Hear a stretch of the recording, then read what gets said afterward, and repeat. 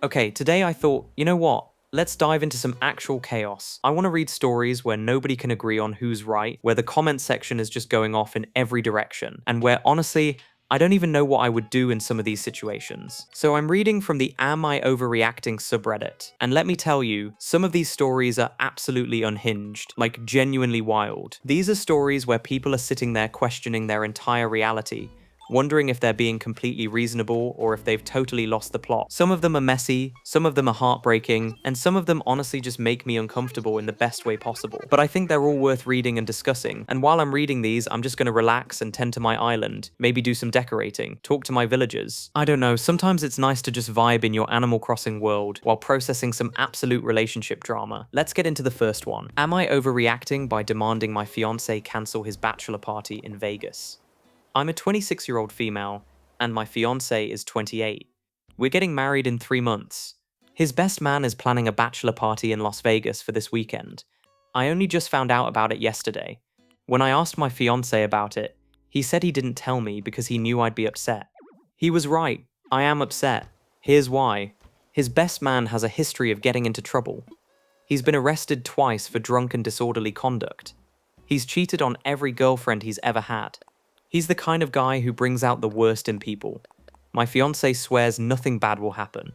He says they're just gonna gamble, see some shows, and hang out. But I know how Vegas trips go. I know what bachelor parties are like. I told him I'm not comfortable with him going.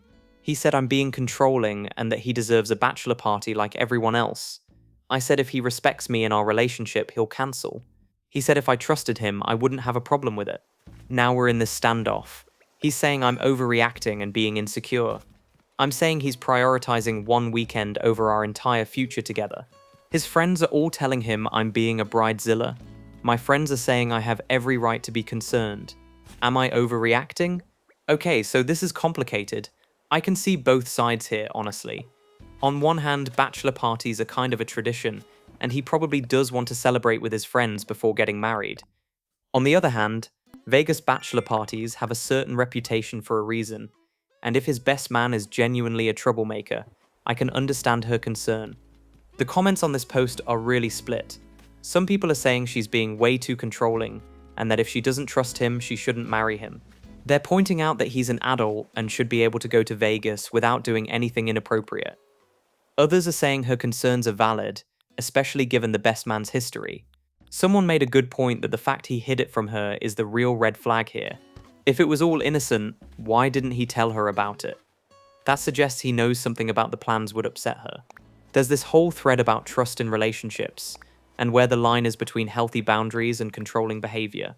Some people are sharing stories about their partners going to Vegas for bachelor parties, and everything being fine. Others are sharing horror stories about bachelor parties that destroyed relationships. I think what bothers me most is the if you trusted me argument. That's such a cop-out. Trust doesn't mean you never have concerns or boundaries. You can trust someone and still be uncomfortable with certain situations. I don't know, I think maybe they need to compromise. Maybe he can go but check in regularly, or maybe they can talk about specific boundaries for the trip. But demanding he cancel completely might be too far. Then again, if she's genuinely uncomfortable and he's dismissing her feelings, that's not great either. This is tough. Let me work on my island while I think about the next story. Am I overreacting by refusing to help my brother financially after he bought a sports car? I'm a 34-year-old female, and my brother is 29. Our parents passed away a few years ago and left us both some money. I invested mine and bought a house. My brother spent his on traveling and partying. 6 months ago, my brother bought a brand new sports car. It's one of those fancy cars that costs as much as a small house. He was so proud of it, and posted pictures all over social media. Last week, my brother called me asking to borrow money. He said he can't make his car payments, and he's about to lose the car. He also mentioned he's behind on rent, and his credit cards are maxed out. I asked him why he bought such an expensive car if he couldn't afford it. He said he thought he could make the payments, but things have been tight. I told him I wasn't going to lend him money to pay for a luxury car he couldn't afford. I suggested he sell the car and get something more reasonable. He got really angry. He said I was his sister and I should help him. He said our parents would have wanted me to help him. He started crying and saying he's about to be homeless. I felt terrible, but I still said no. Now my entire extended family is involved. My aunts and uncles are calling me selfish. They're saying I have the money and I should help family. They're saying it's just a loan and he'll pay me back. My brother is telling everyone I'm heartless and that I don't care if he ends up on the street. I feel guilty, but I also don't think I should bail him out of a problem he created. Am I overreacting by refusing to help? No, I don't think this person is overreacting at all. Her brother made a terrible financial decision, and now he wants her to fix it for him. That's not her responsibility. The comments are mostly supporting the poster, but there are some people saying she should help because he's family. But the majority are pointing out that lending him money won't actually help him. It'll just enable his bad financial decisions. Someone made a really good point that if she gives him money now, he'll just come back asking for more later. He hasn't learned anything and he hasn't changed his behavior. He still has the expensive car. There's a whole discussion about family dynamics and the expectation that you should always help family no matter what. Some people are sharing stories about family members who constantly asked for money and never paid it back. One person said they lent their sibling $10,000 and never saw a penny of it. Their relationship was destroyed over it. I think what frustrates me is that the brother is using emotional manipulation. He's bringing up their dead parents and saying she doesn't care if he's homeless. That's manipulative. If he really cared about not being homeless, he'd sell the car. There's also the extended family pressuring her. It's easy for them to say she should help when it's not their money. If they're so concerned, why don't they help him? The poster also mentioned that she invested her inheritance wisely while he spent his. She made good choices and now she's being punished for it by being expected to bail him out. That doesn't seem fair. I think the poster is right to say no. Sometimes the best way to help someone is to let them experience the consequences of their actions. Maybe losing the car will teach him about financial responsibility. Or maybe it won't, but either way, that's not her problem to solve. Let me keep working on this area while I read another story. Am I overreacting by leaving my husband's family dinner after they served me meat, even though I'm vegetarian? I'm a 28-year-old female and I've been a vegetarian for 10 years. It's not for health reasons or a diet. It's an ethical choice that's very important to me. My husband's family knows this. I've been with my husband for 5 years and I've never made a big deal about my vegetarianism. I bring my own food to gatherings or I eat the side dishes. Last Sunday was my mother-in-law's birthday dinner at her house. She specifically told me she was making a vegetarian main dish for me. She said she wanted me to feel included and that I shouldn't have to bring my own food. I was really touched by this gesture. When we sat down for dinner, she served everyone else pot roast. Then she brought out my plate. It was the pot roast with the meat cut into very small pieces and mixed with vegetables. She said she made it special for me by cutting the meat up small so I could just eat around it. I was stunned. I asked if there was a vegetarian option, and she said this was the vegetarian option. She'd made the effort to cut the meat small for me. My husband's sister laughed and said I was being ridiculous. She said there were plenty of vegetables on the plate. I could just pick out the meat. My mother-in-law looked hurt. She said she'd gone to a lot of trouble to accommodate me. I tried to explain that the vegetables had been cooked with the meat, so they weren't vegetarian anymore. She said that didn't make sense and I was being too picky. I ended up just getting up and leaving. I drove home alone because my husband wanted to stay. Now his entire family is furious with me. They're saying I was rude and ungrateful. They're saying I embarrassed my mother-in-law on her birthday. My husband is upset with me too. He says I should have just eaten the vegetables and thanked his mum for trying. He says I made a scene over nothing. Am I overreacting? Should I have just stayed and eaten something else? Okay, so I don't think this person is overreacting. Her mother-in-law either fundamentally doesn't understand what vegetarian means, or she was being deliberately passive-aggressive. Either way, serving someone meat when they're vegetarian is not okay. The comments are overwhelmingly supporting the poster. People are pointing out that this seems intentional. Like, how do you not know that vegetarians don't eat meat that's been cut into small pieces? That's not how vegetarianism works. Someone said their mother-in-law did something similar with chicken broth in soup. When they pointed out it wasn't vegetarian, the mother-in-law said, "But it's just broth. There's no actual chicken in it." Some people genuinely don't understand vegetarianism, but after 10 years, the mother-in-law should know better. There's a whole thread about food boundary violations and how common they are. People are sharing stories about family members who deliberately put meat in their vegetarian food to prove they wouldn't notice or to cure them of being vegetarian. That's actually really dangerous for some people who've been vegetarian for years. Their bodies can't process meat the same way anymore. I think what bothers me most is the husband's reaction. His mum served his wife something she can't eat, and instead of supporting his wife, he's saying she should have just dealt with it. That's not okay. Your spouse should be your priority, not your mum's feelings. And the accusation that she made a scene, she just left. That's a pretty calm response to being served meat when you're vegetarian. She could have made a much bigger scene if she wanted to. I think the poster handled it fine. She removed herself from an uncomfortable situation. The family is upset because they feel judged for eating meat, but that's their own insecurity. The poster didn't say anything about what they were eating. She just didn't want to eat meat herself. That's completely reasonable. Let me organize some things while I pull up the next story. Am I overreacting by reporting my coworker to HR for constantly commenting on my food? I'm a 32-year-old female, and I'm trying to lose weight. I've been working with a nutritionist and following a specific meal plan. I bring my lunch to work every day. My coworker who sits near me has started commenting on everything I eat. If I have a salad, she says, "Another salad?" That must be boring. If I have something with carbs, she says, "I thought you were on a diet." If I eat a snack, she says, "Is that on your meal plan?"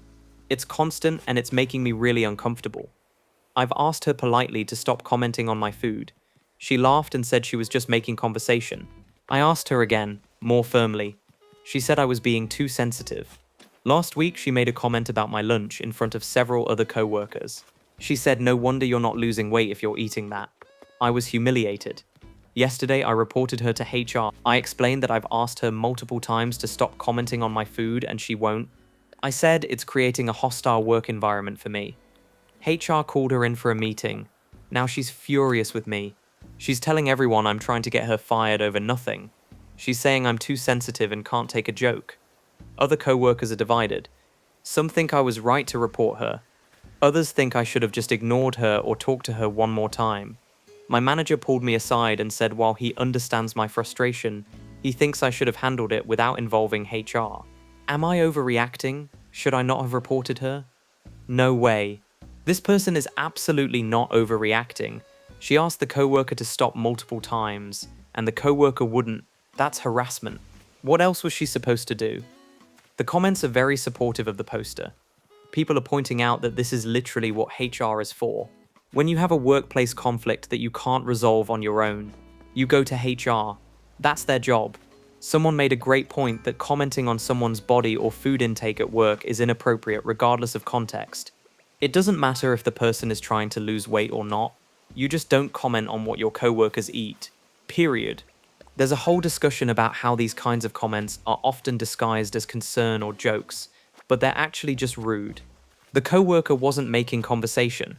She was being judgmental and mean. I think the comment about "no wonder you're not losing weight" crossed a major line. That's not a joke, that's just cruel.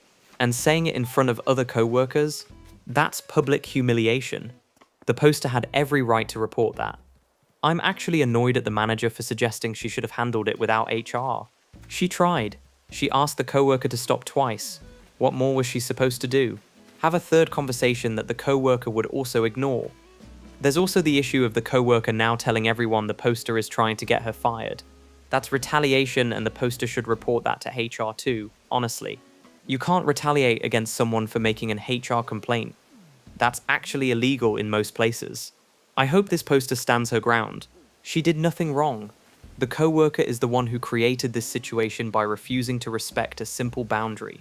Maybe now she'll learn that actions have consequences. Let me work on this section while I read the next story. Am I overreacting by uninviting my friend from my wedding because she got engaged a week after me?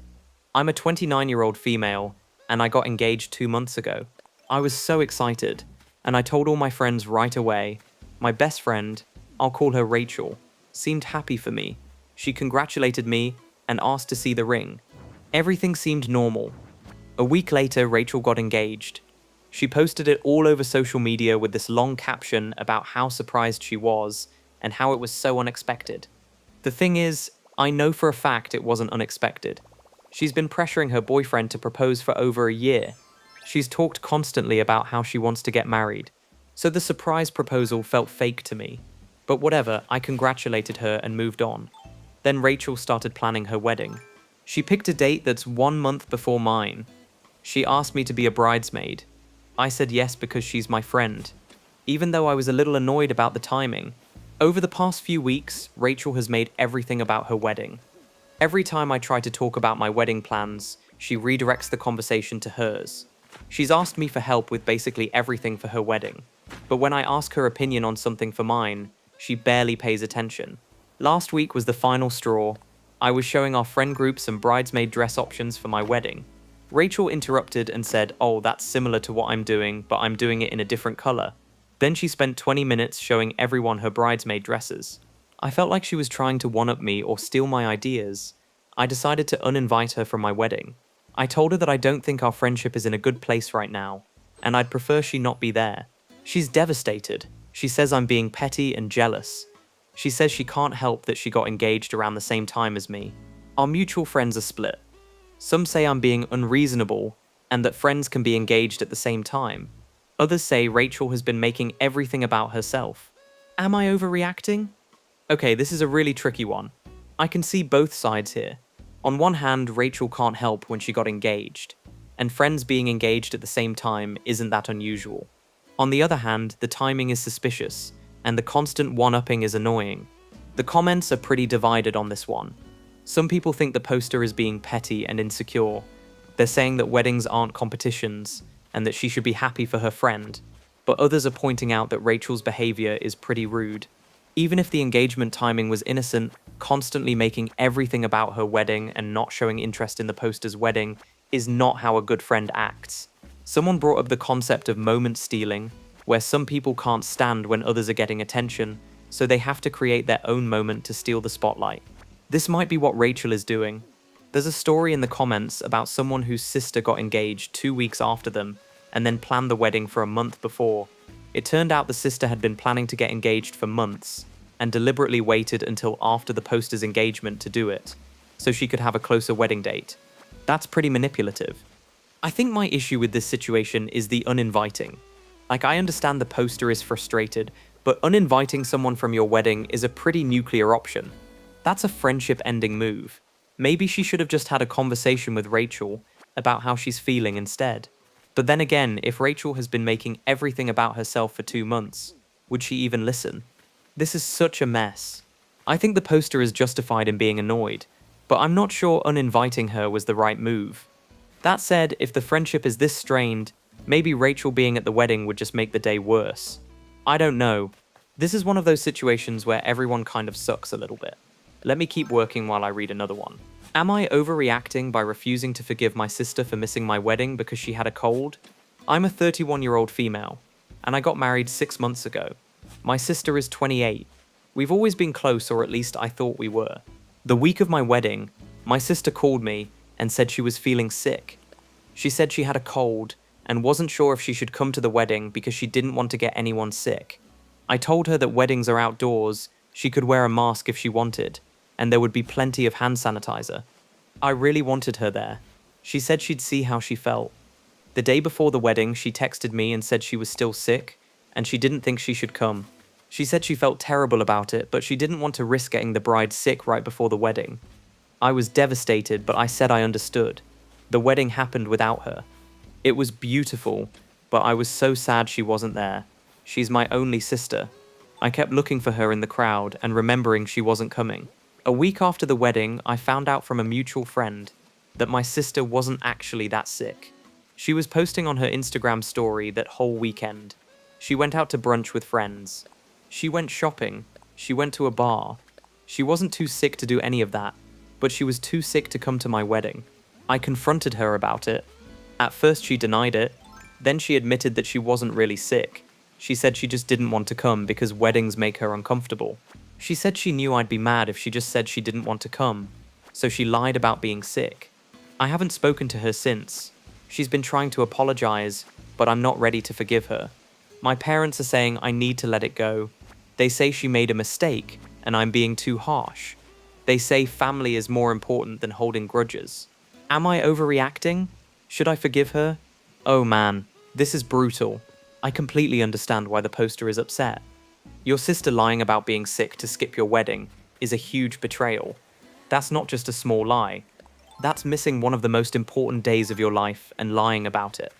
The comments are overwhelmingly on the poster's side. People are furious at the sister. Someone said if weddings make her uncomfortable, she should have said that from the beginning. The poster might have been hurt, but at least it would have been honest. There's this whole thread about people who've had family members skip their weddings for ridiculous reasons.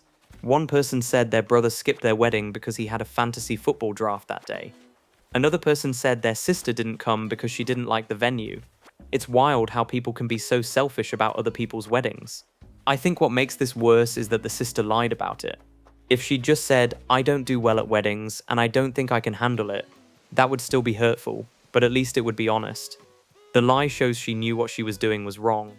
And the fact that she went out and did fun things that same weekend, that's like rubbing salt in the wound.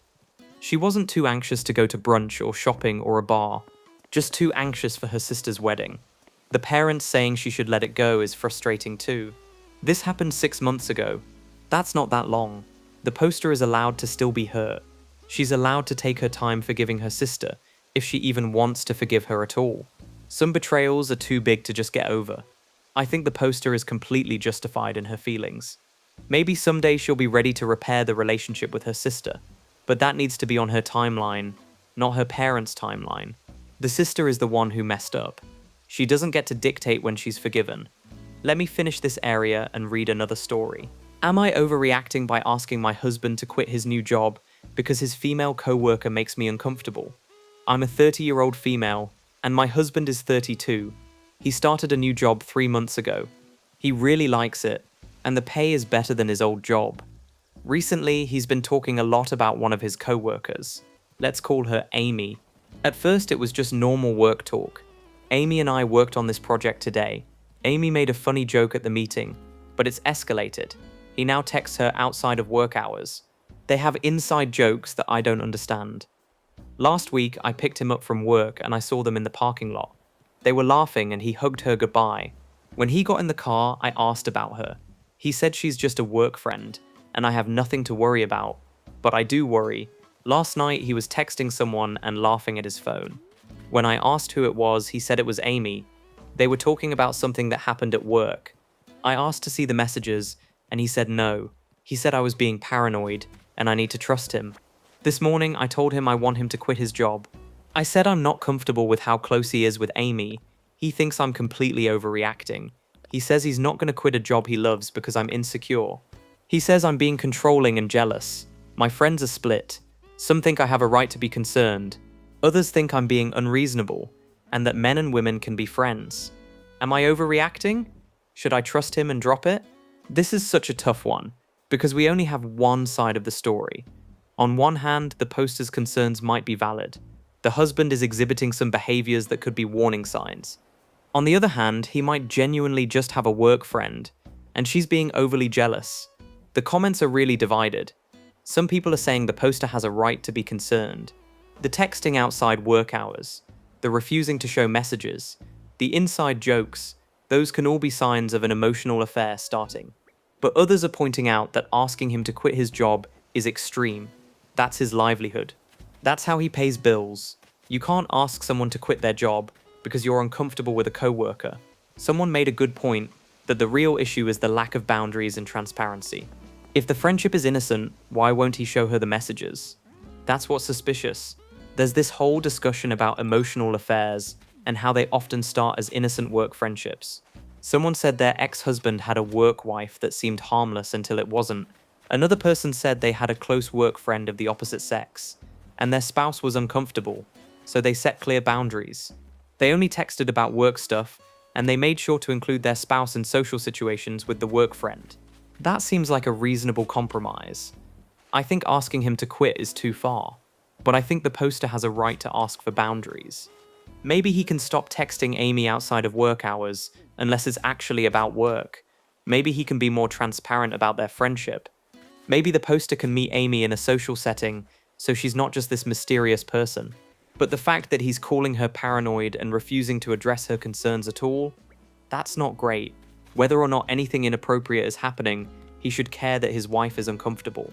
Dismissing her feelings entirely is not the way to handle it. This is complicated. Let me work on some things while I read the next story. Am I overreacting by cancelling Christmas because my family keeps asking when I'm going to have kids? I'm a 35-year-old female, and I'm child-free by choice. I've known since I was young that I don't want children. I'm married to a man who also doesn't want kids. We're happy with our decision. My family will not accept this. Every holiday, every gathering, every phone call, someone asks when we're having kids. I've told them repeatedly that we're not having children. They don't listen. They say I'll change my mind. They say I'm being selfish. They say I'll regret it. At last year's Christmas, my mum gave me a onesie as a joke. My aunt cornered me and lectured me about how women aren't complete without children. My cousin told me my life has no purpose if I don't have kids. I left early in tears. This year, I'm hosting Christmas at my house. Last month, I sent an email to my entire family. I said that my reproductive choices are not up for discussion. I said anyone who brings up children or babies or pregnancy will be asked to leave immediately. No warnings, no second chances. My family responded by saying I'm being ridiculous. My mum said I'm ruining Christmas by making everyone uncomfortable. My dad said I'm being too sensitive and need to learn to take a joke. Several relatives said they won't come if they have to walk on eggshells. So yesterday I cancelled Christmas. I sent another email saying I'm no longer hosting and everyone will need to make other plans. Now my entire family is furious. They're saying I'm tearing the family apart. They're saying I'm punishing everyone because I'm bitter about not having kids. They're saying I'm being dramatic and childish. Am I overreacting? Should I have just dealt with the comments for one more year? Absolutely not. This person is not overreacting even a tiny bit. She set a clear, reasonable boundary, and her family immediately trampled all over it. Then they're shocked when she doesn't want to host them? Come on. The comments are incredibly supportive of the poster. People are sharing their own stories about being child-free and dealing with constant pressure from family. It's apparently a huge issue for a lot of people. Someone said their family literally staged an intervention to convince them to have kids. That's insane. There's a lot of discussion about how society treats child-free people, especially women. There's this expectation that everyone should want children, and if you don't, there's something wrong with you. People feel entitled to comment on your reproductive choices. I think what really bothers me is the cruelty of some of the comments the poster mentioned. Telling someone their life has no purpose without kids? That's not just rude, that's genuinely hurtful. That's attacking someone's entire existence. And the mom giving her a onesie as a joke. That's not funny, that's passive-aggressive pressure. The family saying they won't come if they have to walk on eggshells is telling. Not bringing up someone's reproductive choices isn't walking on eggshells. That's just basic respect. They're admitting they can't go one day without harassing her about having kids. I'm actually proud of this poster for cancelling. She gave them advance warning. She set a clear boundary. They refused to respect it, so she decided not to put herself in a situation where she'd be harassed in her own home. That's self-care, not being dramatic. And the accusation that she's bitter about not having kids, she's not bitter about not having kids. She's bitter about being constantly disrespected by her family. There's a difference. I hope this poster has a peaceful Christmas without her judgmental family. She deserves that. Let me keep working while I read another one. Am I overreacting by refusing to let my mother-in-law meet my baby because she ignored my birth plan? I'm a 27-year-old female, and I just had my first baby 3 weeks ago. During my pregnancy, I made it very clear to everyone that I didn't want visitors at the hospital. I wanted time alone with my husband and the baby to bond as a family before having visitors. Everyone said they understood. When I went into labor, my husband called his mom to let her know. I specifically told him to tell her not to come to the hospital. He said he told her, my labor was long and difficult. It ended up being over 24 hours. During the labor, my mother-in-law showed up at the hospital. She came into my room while I was in active labor. She started taking pictures of me. I was in pain, exhausted, not wearing makeup, in a hospital gown, and she was taking pictures. I asked her to leave, and she said she just wanted to be there for me. My husband tried to get her to leave, but she wouldn't. She stayed through the entire labor. She was in the room when I gave birth. I didn't want her there, but I was too exhausted and in too much pain to fight about it. After the baby was born, she immediately took him from me to hold him. I hadn't even held him yet. The nurses had to take him from her to give him to me. She then posted pictures of the baby on Facebook before I could. She posted pictures of me in labor looking terrible. She announced the baby's name and weight before we could.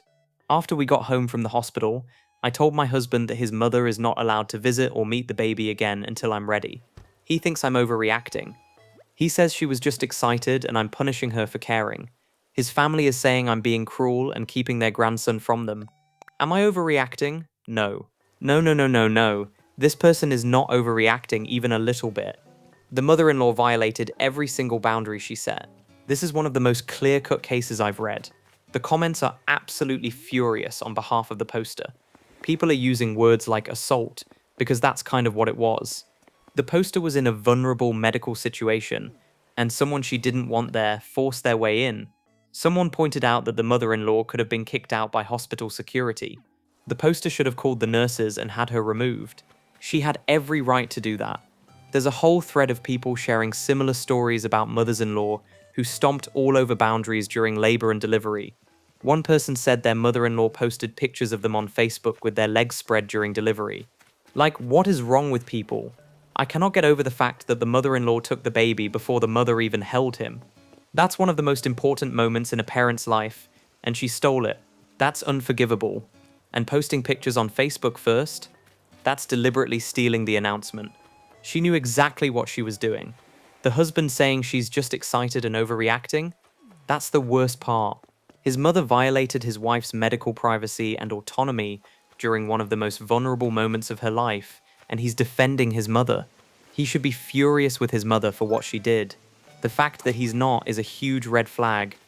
I think the poster is completely right to ban the mother-in-law from seeing the baby. She proves she doesn't respect boundaries. Why would you let someone around your newborn if they don't respect boundaries? What else will she do without permission? This needs to be a serious consequence, so the mother-in-law understands how badly she messed up. And honestly, the husband needs to get on board, or this marriage is going to have serious problems. Your wife and child come first, not your mom's feelings. Let me work on organizing while I read the next story.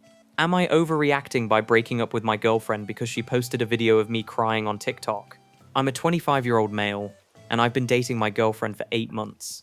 Last month, my dog died. I'd had him for 12 years since I was a teenager. I was absolutely devastated. The night he died, I was at my girlfriend's place. I broke down crying. Like really ugly crying. She was comforting me, and I thought she was being supportive.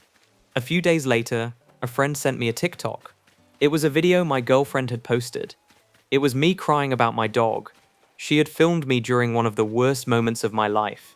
The caption was something like, when his dog dies and he can't stop crying, with sad emojis. The video had thousands of views and hundreds of comments. People were making fun of me, calling me weak, saying real men don't cry like that. Some people were supportive, but most were just cruel.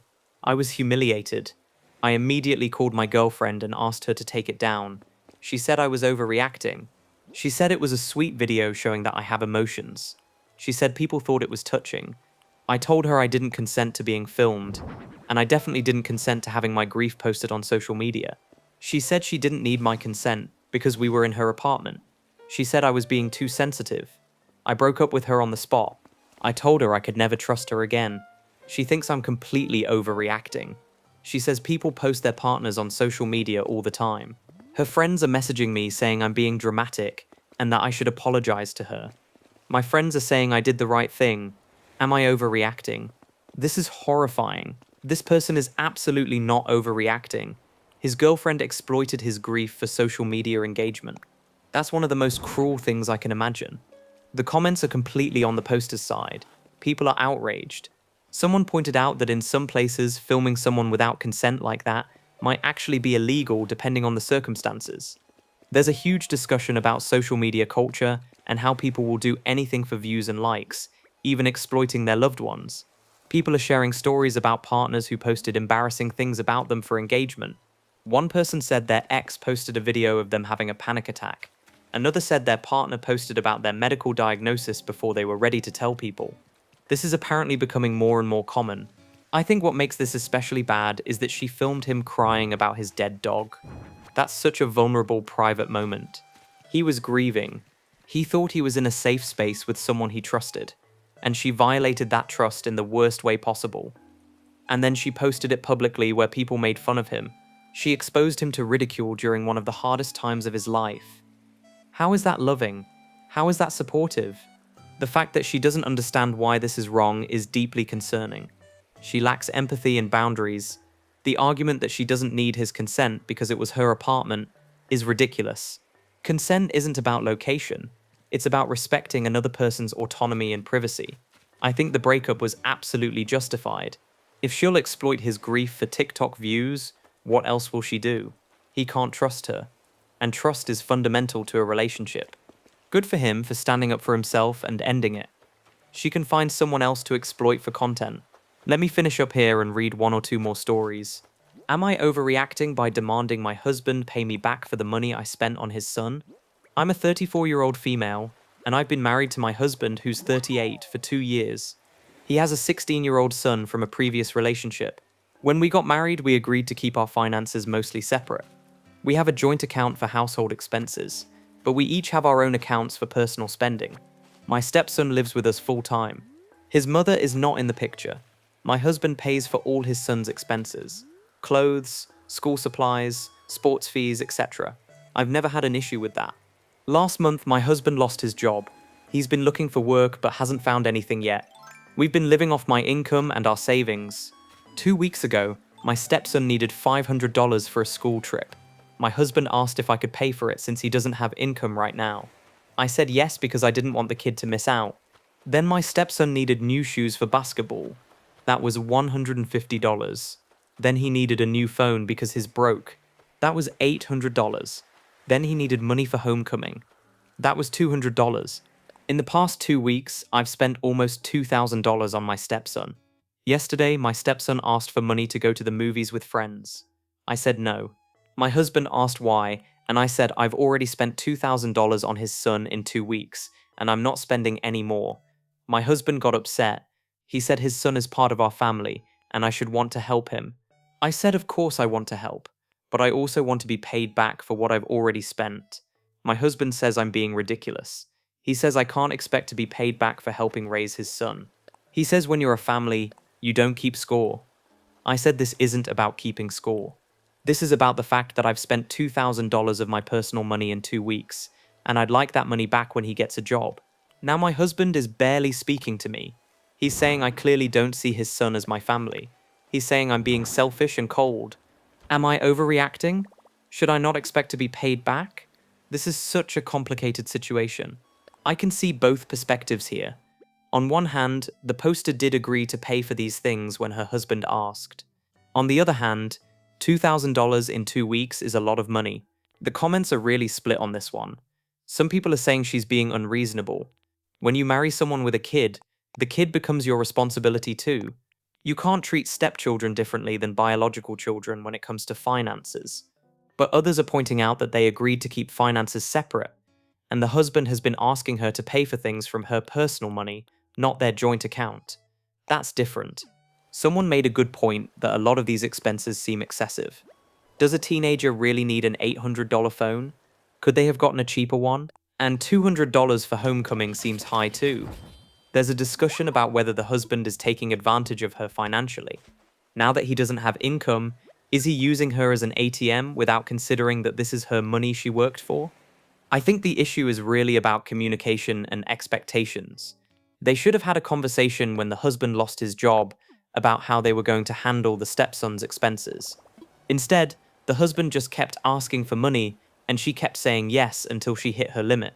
Now they're in this conflict because expectations weren't clear. I also think the husband is being unfair by accusing her of not seeing his son as family. She spent $2,000 on this kid in 2 weeks. That shows she does care. She's just reached a financial limit and wants to be reimbursed. That's not unreasonable. But I also understand why the husband is hurt. From his perspective, his wife is treating his son like a business transaction. That probably feels really cold, especially during a difficult time when he's unemployed. This is messy. I think they need to sit down and have a real conversation about finances and expectations going forward. But neither of them is entirely wrong here. Let me read one more story and then wrap this up. Am I overreacting by refusing to attend my brother's wedding because he's marrying my bully? I'm a 25-year-old female, and my brother is 28. When I was in high school, there was a girl who made my life absolutely miserable. Let's call her Jessica. Jessica bullied me relentlessly for 3 years. She spread rumors about me. She made fun of my appearance. She got other people to exclude me from social events. She once posted a humiliating video of me online that went viral at our school. I was so depressed during high school because of her. I've been in therapy for years dealing with the trauma from that time. After high school, I never saw Jessica again. I moved away for college and tried to move on with my life. 6 months ago, my brother started dating someone new. He was really secretive about her. He wouldn't tell me her name or show me pictures. He said he wanted us to meet in person first. Last month, he invited me to dinner to meet his girlfriend. It was Jessica. I recognized her immediately. I was in shock. I pulled my brother aside and asked him what was going on. He said he knew who she was. He said she told him about high school and how she regretted the way she treated me. He said she's changed and she wants to apologize. Jessica tried to apologize to me at dinner. She said she was young and stupid and she's a different person now. I told her I didn't accept her apology and I left. My brother was angry with me. He said I was being immature and holding on to the past. He said I should give Jessica a chance. Last week, my brother got engaged to Jessica. He called to tell me and asked me to be in the wedding. I said absolutely not. I said I would never support their relationship and I wouldn't be attending the wedding. My brother says I'm overreacting. He says what happened in high school was years ago and I need to move on. My parents are begging me to reconsider. They say family is more important than high school drama. They say I'm going to regret missing my brother's wedding over something that happened when we were teenagers. Am I overreacting? Should I just go to the wedding and try to move past it?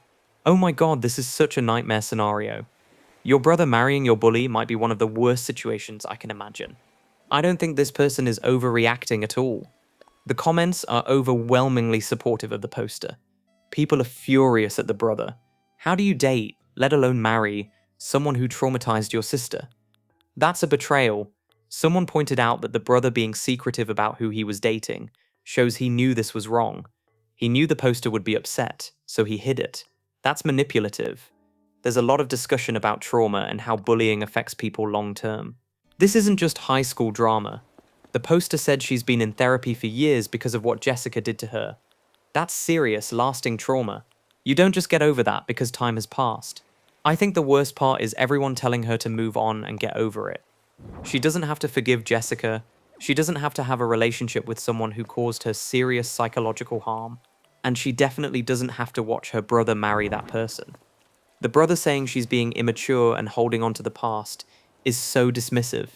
He's prioritizing his relationship with Jessica over his relationship with his sister. That's his choice, but he doesn't get to be upset when there are consequences. The parents begging her to come to the wedding is frustrating too. They should be supporting their daughter, not pressuring her to put herself in a traumatic situation for the sake of family. I think the poster is making the right choice by not going. Being at that wedding would be painful and re-traumatizing. She needs to protect her mental health, even if that means missing her brother's wedding. Maybe someday she'll be able to have some kind of relationship with her brother again, but that doesn't have to include having a relationship with Jessica. The brother made his choice. Now he has to live with the consequences. And the consequence is that his sister won't be at his wedding. That's on him, not her. Alright, that's all the Am I Overreacting stories I have for you today. Man, these were intense, right? So many boundary violations, so many people not respecting each other, so many situations where someone's being told they're overreacting when they're actually completely justified in their feelings. I think the big takeaway from all these stories is that you know yourself better than anyone else. If something feels wrong to you, it probably is. Don't let people gaslight you into thinking your feelings aren't valid. Trust your gut. And if someone constantly tells you that you're overreacting or being too sensitive, that's usually a sign that they're the problem, not you. People who respect you will listen to your concerns even if they don't fully understand them. They won't immediately dismiss you or make you feel crazy for having feelings. I also think these stories show how important boundaries are in every type of relationship. So many of these situations could have been avoided, or at least handled better if people just respected basic boundaries. If someone says please don't do this, and you do it anyway, you're in the wrong, period. It's really not that complicated. Respect people's boundaries. Listen when people express discomfort.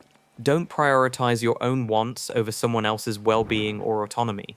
These are basic things, but apparently a lot of people struggle with them, and that's wild to me. Another thing I noticed is how many of these situations involve family members or partners who use emotional manipulation when called out on their behavior. The guilt tripping, the weaponizing of "but we're family," the accusations of being too sensitive or dramatic. These are all manipulation tactics designed to make you doubt yourself and back down from your boundaries. Don't fall for it. If you feel like you're being manipulated, you probably are. And finally, I want to say that if you related to any of these stories, if you saw yourself in the person posting, please know that your feelings are valid. Even if everyone around you is telling you that you're overreacting, even if you're doubting yourself, your discomfort matters, your boundaries matter, your feelings matter. You're not crazy, you're not too sensitive, you're not being dramatic, you're being a normal human being who deserves respect. Anyway, I hope you found these stories as interesting as I did. Some of them made me really uncomfortable, some of them made me angry, and some of them just made me sad. But I think they're all valuable in terms of understanding relationship dynamics and what's reasonable to expect from the people in our lives. These conversations are important to have, even when they're messy and uncomfortable. If you enjoyed this video, go ahead and subscribe, and maybe take some time to think about your own boundaries and whether the people in your life are respecting them. If they're not, you have every right to address that. You're not overreacting, you're not being too sensitive, you're being reasonable. And if someone tells you otherwise, well, maybe they're the problem. Alright, I'm going to keep working on my island. Thanks for hanging out with me today and listening to all this chaos. I'll see you in the next video. Take care of yourselves, set those boundaries, and don't let anyone make you feel bad for having standards. See you next time.